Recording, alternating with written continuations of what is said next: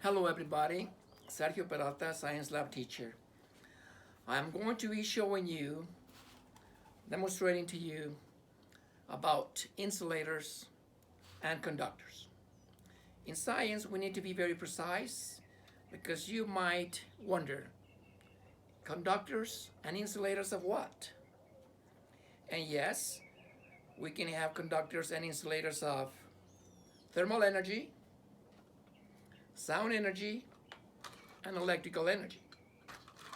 In the case of thermal energy, we have these two containers, and I can put here boiling water, boiling water. I will not fill it here because this is a styrofoam, a very good insulator of thermal energy. But if I have here boiling water, this metal can, I will feel the heat because metals are very good conductors of heat or thermal energy. In this case, these two pieces that I can put here on my ears, they are earplugs. They are good insulators of sound energy.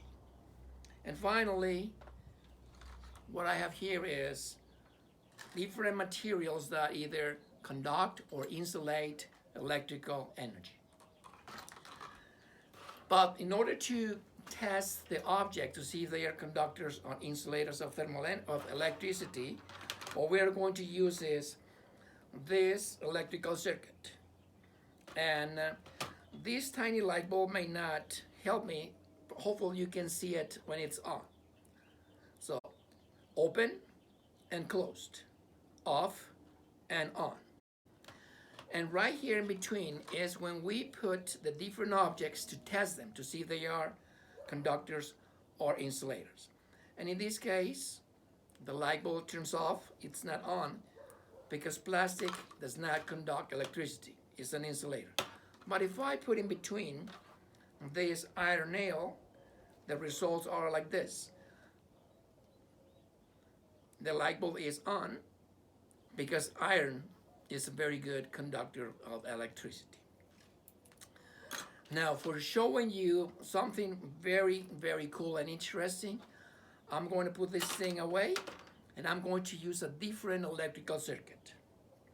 This thing is called magic ball.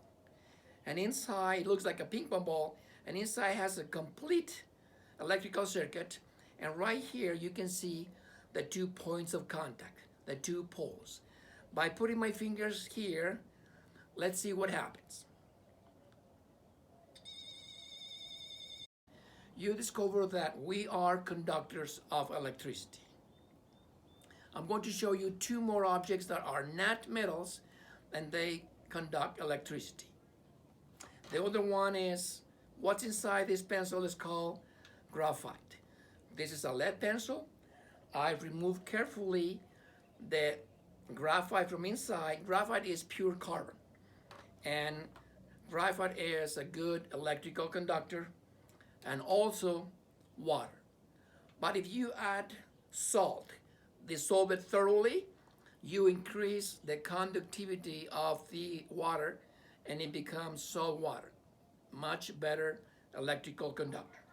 So we're going to put together the 3 objects that are not metals and will conduct electricity. But instead of using this little object, this little ball that can break very easily because this is a sphere, what we do is I transform and I made this device. And this is the one that is going to help me to show you how these 3 objects that are not metals will conduct electricity.